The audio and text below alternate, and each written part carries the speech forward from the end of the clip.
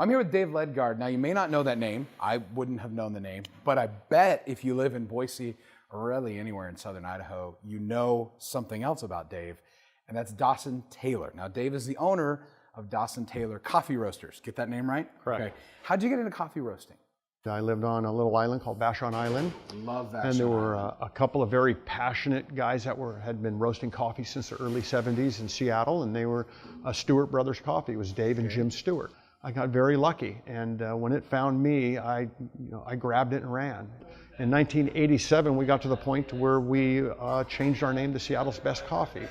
Which a lot of people have heard of. And then it just, it grew to beyond anybody's expectation. Yeah. And so me and a couple other guys that had been there a long time, we all kind of staked out our place in the country, and we kind of all bailed and went and started our own roasting companies. We saw it with Boise. We came here, the housing was about a third of what it was in Seattle. The people were really friendly. Yes. And there wasn't any good coffee. We couldn't even find an ATM or a micro beer. That was screaming opportunity. I still look at my license and go, Idaho, well, where did I get this one? How did they? But what a great choice, I'm very lucky. man. It worked out amazingly. I'm a very, very lucky man. Didn't just work out amazingly for Dave, worked out pretty well for the Treasure Valley too. All you have to do is drink one sip of Dawson Taylor coffee to find that out. Folks don't understand all the work that, we're not even covering the delivery method when it coming up from Costa Rica, places like that. But I don't think folks typically understand the work that goes in from green coffee, from green bean to brown bean to a cup of joe. So can you walk us through that? Can we take a little tour of your facility here and see what that's all about? Let's take a walk. We can go through here or this way, your choice. So back in this part of your shop, it feels a little bit like I'm at some kind of international gathering, to be honest with you, because I'm looking around and I see Ethiopia, Costa Rica, Guatemala. I'm assuming these are bags of green beans. Is this where it all starts? You are an international gathering. This is the party. This is the party. This is where it all... This is really it. Without this here, not knowing where this comes from, this is really one of the most important parts of our business. Sure. So this is a green coffee bean. This is called green raw coffee. It's basically a coffee seed. So after this place, where does it go next? Like after you've got the green bean in the shop, what next? Once we've evaluated the coffee and we determine it's a coffee that we want to buy for the following year, we get it shipped here, and from here is where Chris takes over and we roast it. Before we actually do a production roast, we do test roast, figure out what would be the best roast profile for that specific coffee. So now you got the bean, now you got to figure out how to roast it. Yeah, you don't just throw it in an oven and bake it. No, we don't. We're very meticulous on our roast profiles and what drop temperatures, what dwell times, how much airflow, and really the end result is very important. For each one of these coffees, each little nuance, you can kind of manipulate with heat and air and trying to get the original flavor that we're trying to get that the grower is producing. So we can take a really good coffee, and if we blow the roast or we don't profile it correctly, we're not going to get the full effect of what that grower's trying to produce. It is incredible, isn't it? How much work goes into a cup of coffee? I think sometimes we get this idea, you just grind up a bean and add water and you're good to go. But this is literally what it takes start to finish to produce that wonderful brown, beautiful brew for your morning cup of joe. So it's not a very uncommon thing to be sitting around the table enjoying coffee with friends, but I do know what I'm looking at right now. I know I'm looking at coffee beans. I just know there's no way to drink this in its current form, but I'm assuming this is important because you've taken a lot of time. What am I looking at? You're looking at what we call a cupping. It's a way that we evaluate coffee. I'm looking for a certain characteristic out of a bean, whether it's a blend or whether it's a single origin or a dark roast. This is where we determine what we're going to buy and what we're going to use it for. And I don't want to know where it's from. I'm just cupping it purely off the characteristic. And we'll cup it hot, we let it sit for 20 minutes, and we cup it cold. Coffee changes when it gets cold. The old days of sipping that last sip of cold coffee and shuddering because it's bitter, that's low quality coffee. It hasn't been processed correctly, or it's been lowland grown, and it tends to be kind of astringent and sour. And my coffee, what I tell people is the last half of the cup is the best, because as it cools down, all the nuances really come up.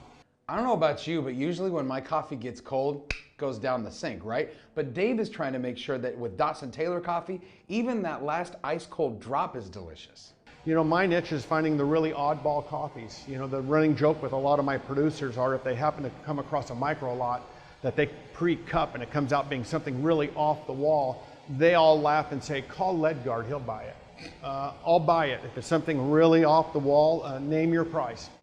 You know, this is something interesting we're discovering in our travels doing this show, is that more and more people we meet that are entrepreneurs like Dave, we find they're risk takers. They're willing to do stuff like this that most people would think is nuts, but it ends up paying off. Something you can do with it, you'll Something do that I like can really promote, something that we really like. I'm not going to bring in a coffee I don't like.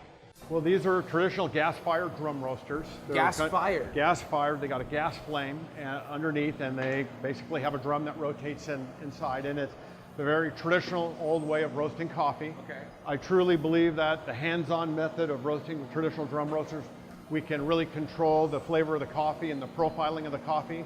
And just like a winemaker or your beer guy, it's very important that he understands the development of the coffee. As you can tell, he does everything by hand. We don't have computers here. We don't have color analyzers. He's my computer. He's my color analyzer. You know, anybody who knows me will tell you that I am a techie geek. I love gadgetry, but there's something to be said for the human touch, and Dave and his crew take it very seriously, and you can taste it in a cup of Dawson Taylor coffee. So these are real hot. You can see the cooling tray there. These are still almost too hot to hold, but cooling them quick locks in the flavor. So really for us, it's about, roasting hot very fast and cooling very quick. It locks in the flavor. You develop the flavors real fast, real aggressively, and then you lock them in with cooling the coffee down very quick. If you cool too slow, you tend to lose it. Your coffee gets more of a kind of a dull baked flavor. And again, I don't want my coffee to be smooth. I want it to be bold and in your face. And part of that is, this is where it happens. And man, you find that when you go to Dawson Taylor's headquarters. When you walk in the door, they offer you free coffee, but there's no cream or sugar to be found anywhere. The truth is, you don't really need it. Oh, so now That's you're our number blending one after blend. the That's my fact. backcountry blend. That's 1/4 of the dark, 3/4 of the light. Look how beautiful that is, man. Look at the colors in that.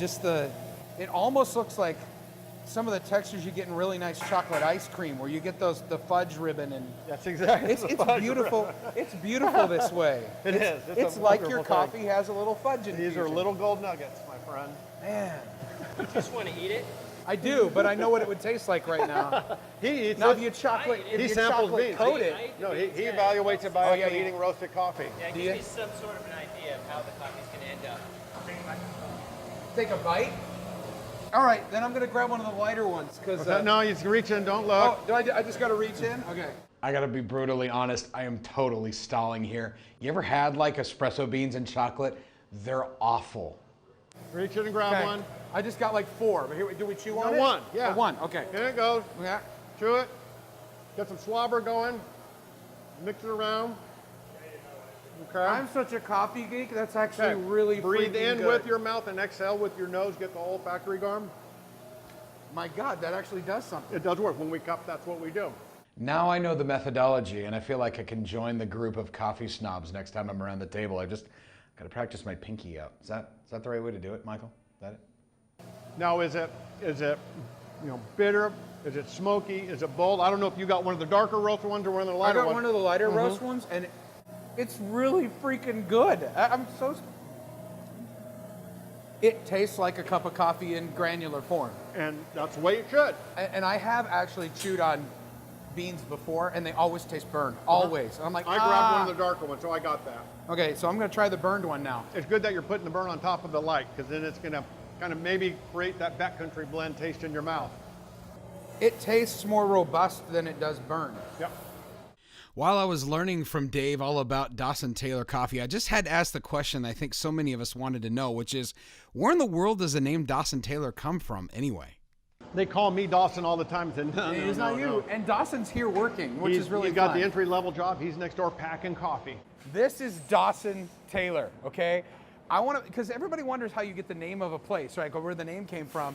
This is Dawson Taylor Ledgard. Did I get that last name right? correct. Okay. And what job are you doing right now? I'm just packing coffee. You're just packing coffee. Now, this is a very austere job here, right? Like, this is top of the notch. Everybody wants this job, right? Oh, yeah. You're lying, aren't you? You're totally lying. This is the coolest place to be. This is the coolest place. The namesake of the coffee company is working at an entry-level job. He has to. Yeah. And he You know may what? be there forever. We don't know. How important is water? Good water to coffee? Without good water, Whether it be at home or in a restaurant? that cup of coffee is 97% water. And we have very hard water here, whether it's fluoride, Yes, we do. chlorine, You know, and the hardness of the water is the big deal here. And it also affects the equipment. And if you don't treat your water correctly, not only is your equipment going to fail ultimately, but you're going to get a mediocre cup of coffee. My wife is one of those people that has to have her coffee in the morning. You know, there's the whole mood difference thing. I'll leave it at that. I want to live tonight.